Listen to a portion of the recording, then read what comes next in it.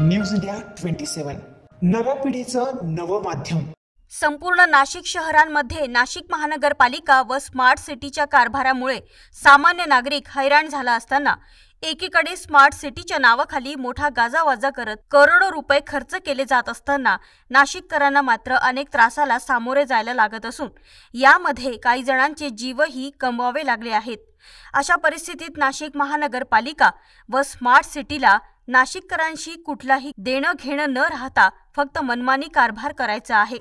म्हणून नाशिक शहर काँग्रेस सेवा दलाने गांधीगिरी मार्गाने 4 फूट दुर्बिणीमधून चला शोधूया स्मार्ट नाशिक हे आंदोलन पंचवटी निमाणी बस स्थानक येथे करण्यात आले।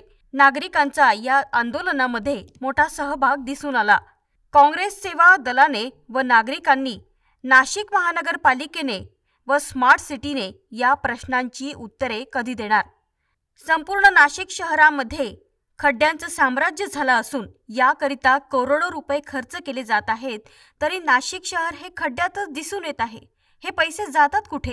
एकीकडे स्वच्छतेच्या नावावर करोडो रुपये खर्च केले जात असताना दुसरीकडे स्वच्छ शहराच्या देशातील यादीच्या सर्वेमधील नाशिक शहर 23व्या स्थानावर।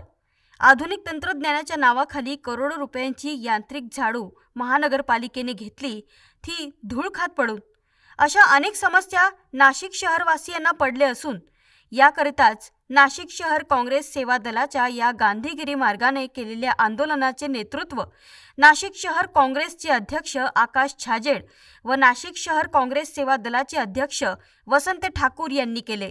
ज्या पद्धतीने स्मार्ट सिटी कंपनी आणि नाशिक महानगरपालिकेने या शहराचा बकास विकास जो केला आहे तो या प्रतिकात्मक दुर्बिणीतनं लोकांना दाखवण्याचं आज काम सेवा दलाच्या वतीने करण्यात आलं आहे। आपण सर्वांनी बघितलं असेल की गेल्या काही महिन्यांपासून या शहरातील रस्त्यांची जी दुर्दशा झाली आहे, स्मार्ट सिटीच्या नावाखाली या शहराला भकास करण्याचं उद्ध्वस्त करण्याचं काम प्रशासनाच्या माध्यमातून चालू आहे। गेल्या काही दिवसापूर्वी करोडो रुपयांची निविदा काढून खड्डे बुजवण्यासाठी निविदा काढण्यात आली। ही निविदा कोणाकरता काढण्यात आली, हे पैसे कोणाच्या घशात जाणार आहेत आणि त्यानंतरही या शहरात खड्डा बुजू शकला नाही। मी तर म्हणतो हे खड्डे नाशिकचे विश्वविक्रमी खड्डे झालेले आहेत, हे कधी बुजलेच जात नाही। एवढी मजबूती या खड्ड्यांना आलेली आहे की या प्रशासनाला अजूनही जाग येत नाही आहे। लोकांचं स्वास्थ्य बिघडलेलं आहे, लोकांना त्रास व्हायला लागलेला आहे, लोकांचे अपघात होत आहेत, लोकांना इजा होतीये, त्याचप्रमाणे आरोग्याचे प्रश्न देशोधडीला लागलेले आहे। अशा परिस्थितीमध्ये या महानगरपालिकेला, या स्मार्ट सिटी कंपनीला, या महाराष्ट्र शासनाला लवकरात लवकर जर जाग आली नाही तर या खड्ड्यामध्ये आणून या कंपनीच्या आणि या महापालिकेच्या अधिकाऱ्यांना या खड्ड्यांमध्ये बसवून सामान्य जनता आंदोलन करेल, मला या प्रसंगी सांगावंसं वाटतं।